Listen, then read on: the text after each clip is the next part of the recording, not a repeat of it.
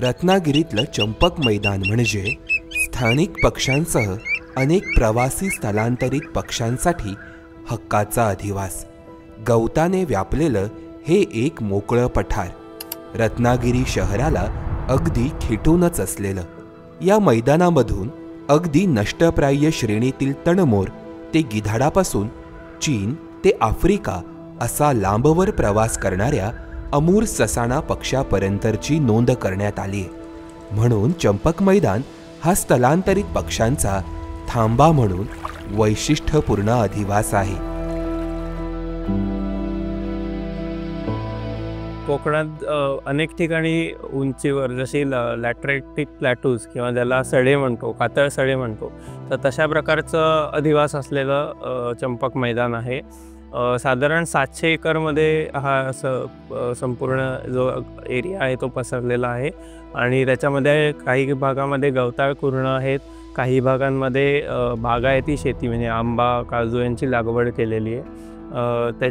त्यानुसार पावसाळ्यामध्ये किंवा ठराविक काळासाठी असणारी छोटी छोटी वेटलँड्स किंवा तळी, शेततळी आपण जशी म्हणतो तशा प्रकारची तळी इथे आहेत आणि अशा प्रकारचा विस्तृत एरिया असल्यामुळे आणि वेगवेगळ्या प्रकारचे अधिवास असल्यामुळे इथे पक्ष्यांची संख्या खूप मोठ्या प्रमाणात आहे.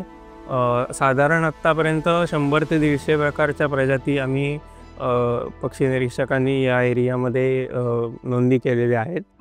कोकणातील किनारपट्टी लगतच्या सड्यांवरील विविधतेत पावसाळी, उन्हाळी आणि हिवाळी या हंगामांनुसार बदल दिसतो. चंपक मैदानही त्याला काही अपवाद नाही.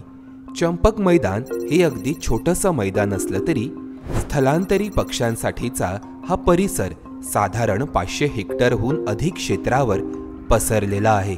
हिवाळ्याच्या तोंडावर या ठिकाणी अनेक स्थलांतरी पक्ष्यांचे आगमन होते, तर पावसाळी स्थलांतरी पक्षी देखील या मैदानावर दिसतात.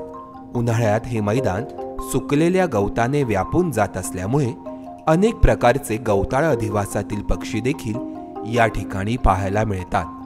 चंपक मैदानाचं वैशिष्ट्य म्हणजे कातळ सडा आहेच, भरपूर माळरान आहेच, गवताळ जागा आहे. ऑक्टोबर, नोव्हेंबर, डिसेंबरपर्यंत इथे स्थलांतरित पक्षीसुद्धा आढळून येतात. रत्नागिरीमध्ये साधारणतः एक माझ्या मते 250-300च्या आसपास, रत्नागिरी तालुक्यातलं म्हणतो आहे, 250-300च्या आसपास प्रजाती आहेत आमच्याकडे नोंदी पक्ष्यांची. त्यामध्ये चंपक मैदानामध्ये काही अचंबित करणारे रेकॉर्डसुद्धा आम्हाला पक्ष्यांची मिळालेली आहेत की जोपर्यंत आत्ता त्याच्या नोंदी रत्नागिरीमध्ये आढळून आलेल्या नाही. भारतात स्थलांतर करून येणारा दुर्मिळ सोशेबल लॅपविंग हा पक्षी चंपक मैदानावर आढळून आला होता. नोव्हेंबरचा महिना होता. नित्यनेमाप्रमाणे आपलं बर्डिंगचे हौस, बर्ड फोटोग्राफी करता करता मैदानाच्या आसपास फिरत असताना 2 वेगळे पक्षी सकाळच्या वेळेस आढळून आले. बरं, हा पक्षी आम्ही कधी रत्नागिरी पट्ट्यात बघितला नसल्यामुळे त्याचा ID प्रथमतः काय करता आला नाही. फोटो पहिले काढून घेतले. जर पुस्तकं आहेत पक्ष्यांविषयीची का ID करण्याकरता, त्याच्यामध्ये बघितले असता ते सोशेबल लॅपविंग असल्याचं आढळून आलं. पण हे अचंबित करणारं तसं रेकॉर्ड होतं, कारण हे पक्षी साधारणतः गुजरात आणि राजस्थानच्या पट्ट्यामध्ये जास्त स्थलांतरित करून येतात. मग रत्नागिरीमध्ये आढळून आल्यामुळे आमच्याकडे पर्वणीच होती की हा पक्षी रत्नागिरीमध्ये बघता येणं.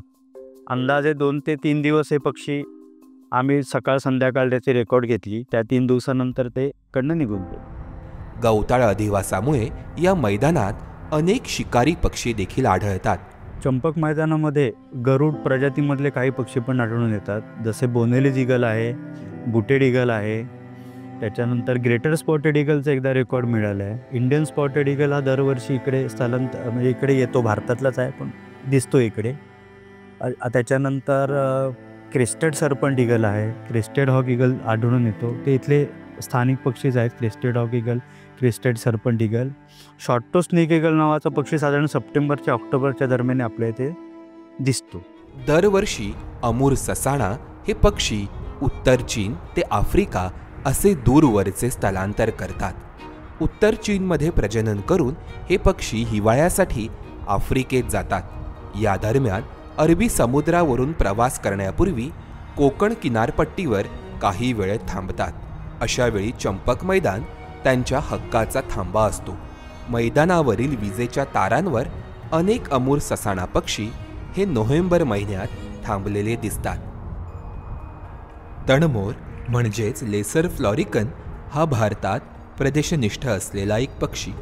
जगात नर तणमोरांची संख्या 300 ते 700च्या दरम्यान नोंदवण्यात आले. अशा नष्टप्राय श्रेणीतील नर तणमोराची नोंद चंपक मैदानावरून झाली.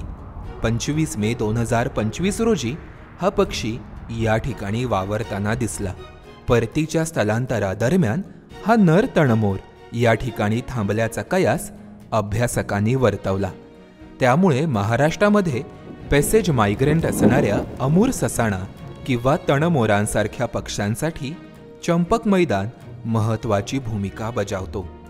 चंपक मैदानाचं अजून एक वैशिष्ट्य म्हणजे त्याची समुद्रालगतची जी किंवा समुद्रापासून जे डिस्टन्स आहे ते खूप कमी आहे आणि त्याचमुळे मोठ्या प्रमाणात जे स्थलांतर करणारे समुद्राच्या मार्गे स्थलांतर करणारे पक्षी आहेत, जसे काही अमूर फाल्कन असतील किंवा काही डक्स असतील, तर याचेही रेकॉर्ड चंपक मैदानावर रेग्युलरली आम्ही करत आलो आहे. त्यामुळे स्थलांतराच्या मार्गावर असलेली ही एक जी स्टॉपओव्हर साईट ज्याला आपण म्हणतो, तर तशा प्रकारे चंपक मैदान असू शकेल का याचा विस्तृत प्रमाणात अभ्यास होणं गरजेचं आहे. कितीतरी नष्टप्राय पक्ष्यांच्या नोंदींमुळे चंपक मैदानावरील पक्षी वैभवात भर तर पडली आहेच, पण महत्त्वाचं म्हणजे चंपक मैदानाच्या संवर्धनाचं महत्त्व देखील अधोरेखित झालंय.